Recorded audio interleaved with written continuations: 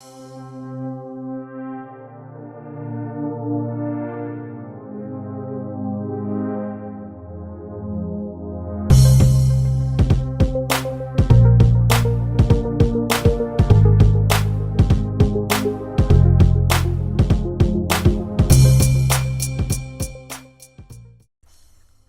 and welcome back to the channel.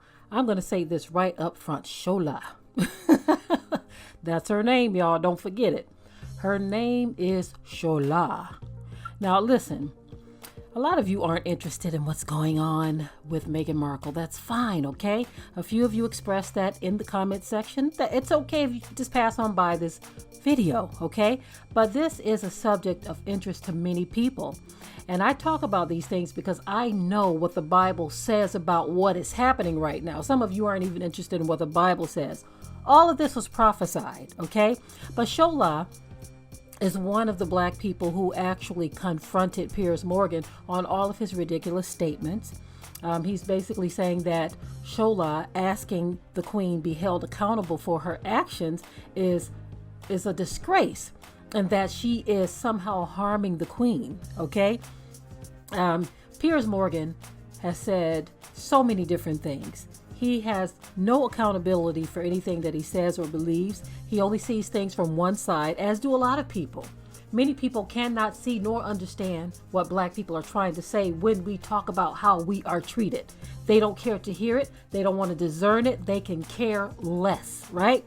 But Shola and another gentleman who was actually on the set when Piers Morgan walked off of his own stage, they called him out, and he cannot stand it. He stands by his racism, although he doesn't call it that and he doesn't believe that. Of course, you do have some so-called black people who don't believe that there is racism just because they were treated well. Okay, there was another gentleman on the set with Shola as she was talking to Piers Morgan and a few other people on the panel. He says, well, my experience was great. I've been to the palace on numerous occasions and they've treated me well. So, no, I do not believe that there is racism. Get this, y'all. Just because you don't experience something doesn't mean that it doesn't exist. That is such foolery to me. That is so foolish. And I mean from any race. I mean, you can't say that every black person is good because a particular black person treated you good. I'm going to turn it around so you all see that I'm not biased. Just because you had a good experience with a particular black person doesn't mean that that's a good black person, because that same black person can turn around and stab another person in the back. So to believe or think that somebody is good or doesn't have a problem or an issue in a certain area because you had a good experience with them is ridiculous. Anyway, I'm going to let you all hear some more information on this, and then I will be right back. The news of Piers Morgan leaving his job as co-host of the highly rated Good Morning Britain show is already being treated across the pond in the United States as an episode of the draconian malpractice that is called cancel culture. In England and the rest of the United Kingdom too, the feeling is not very different, as the Wizard of Oz-esque concept has been mentioned in the wake of Morgan's departure. In truth, we do not know if he quit or was giving his marching orders. ITV, the network, just said the parties parted ways. One would suppose that any observer interprets these detailed, efficient announcements according to the observer's biases. Cancel culture just happens to be the favorite target of those who have in the last decade felt they are impeded in their efforts of taking free speech to experimental extremities, causing both emotional and physical harm to some in a liberal society. That is not to suggest that there is no movement to prevent others whose opinions are unpopular from taking to certain platforms. But the opposition to what is thought to be cancel culture is a whole package. In the stop cancel culture camp, there are good faith arguments and good faith proponents for the right to free speech. There is also in this camp those who take advantage of free speech just to push half-truths, lies, homophobia, misogyny and racism, among others. Often, these bad faith elements overshadow those who hope free speech is employed towards some dignified end. Morgan himself was a fierce advocate of free speech. It does not seem like his media career is over, and thus, there is no need to bet against the expectation that he will be back to his advocacy, probably soon. But the irony of his exit is that Morgan was involved in two separate shouting matches with two black people over anti-black racism in British society, which he has constantly moved to play down. After the telecast of Oprah Winfrey's tell-all interview with Meghan Markle and Prince Harry, the point of racism, which reared its head, was not going to escape media rumination. Morgan called Markle's accusations of racism in the British royal family lies. He said the woman is conniving with her husband to disgrace not just the British monarchy, but the monarch too. His exact words were absolutely disgraceful betrayal, while singling out Markle as the mastermind behind a capricious palace intrigue. No one was surprised Morgan went after Markle. He has made it abundantly clear through the last few years that he absolutely loathes her. But did he hate her that much that he would underplay accusations of racism? That he would not feign the vaguest concern over the allegation that a royal once joked about what shade of skin color Markle and Harry's baby will be? Good Morning Britain invited Shola Bamamu, a regular guest on the show, who is an academic and an activist. What producers thought would make for good TV also turned into an education for the confrontational and dismissive Morgan. I wish to God one day you even surprise me.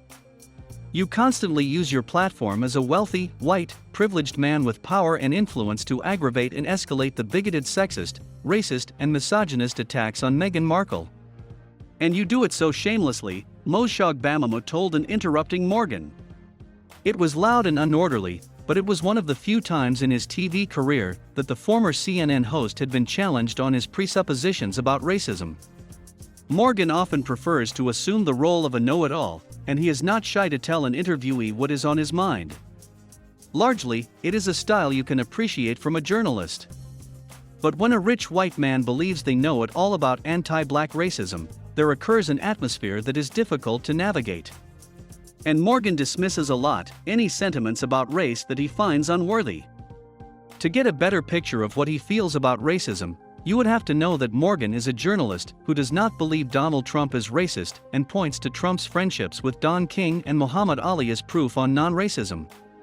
As if he had not had enough education from Bamamu, Morgan had on Tuesday Alex Beresford, the weather news presenter on Good Morning Britain, who happens to be part black. Beresford had taken issue on Twitter with Morgan's relentless antipathy toward Markle before the interview was broadcast. Beresford and Morgan exchanged a few strong thoughts on the matter, with Beresford urging his then-colleague to divert his attention to Prince Andrew, the alleged pedophile at Buckingham Palace. Beresford hit Morgan where it hurt when he was invited to talk about Markle, Morgan, and racism. He brought up the time Markle refused to call Morgan back after the two went on a date in London a few years ago. This was not a revelation since Morgan himself has told the story over and over before. But Beresford implied that Morgan's animosity stemmed from never getting called back by the woman who eventually married a prince. Morgan then walked off the set. After describing Morgan's conduct as diabolical behavior, Beresford also proceeded to touch on his own story about how he was asked what shade of cocoa his unborn son was going to be. The weatherman then brought up colorism in Britain and how white people feel more comfortable with mixed-race Brits than with thoroughly black Brits. You could tell the latter point had been his problem with Morgan all along, the idea that racism in Britain is not a far-fetched, unempirical notion. It is an everyday concept. As someone who has also been asked what color his son was going to be, you can imagine what Beresford felt when Morgan rubbished the claim made by Markle. Beresford went on that set looking for blood and he found it. We also learned yesterday from Ofcom, a British media regulator, that it had received more than 40,000 complaints about Morgan after Oprah's interview. This was certainly no fault of the two black people who confronted him. He brought this on himself. To what extent were Bamamu and Beresford responsible for Morgan's exit? We may never know, but we can harness a good guess. Bamamu and Beresford said nothing different from what most black people say when they have listened to Morgan open his mouth on anti-black racism. But each of those two interlocutors also represents two separate constituencies, Bamamu for anti-racism activists and black people out there, and Beresford for what some ITV staff felt about Morgan's opinions. His defenders would say Morgan was a victim of cancel culture. That's okay. But you would be sorry if you think that complaint was also not expressing worry about how much the fight against anti-black racism is costing white Britain, white Europe and white America.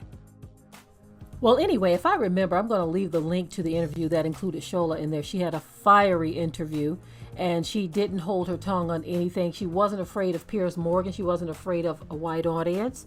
She just spoke her piece, and she said, look, I don't care who a person is, how old they are. Somehow people think just because you're old, that you're supposed to get respect automatically. I remember years ago, and I got to say this for people who just think that we always talk about issues concerning how black or white people are. We talk about both black and white, right?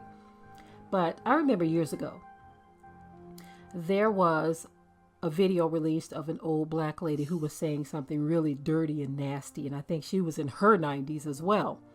And everyone thought it was so funny and so cute because she was saying something so disgusting, right? And her family member said in the information under the video, you all have to remember she's 90 something years old, and so lay off of her. She's an old woman. She's a senior, so she's owed respect. People think just because you're old that you are automatically owed respect. Now, what I will say is this: you do respect your elders.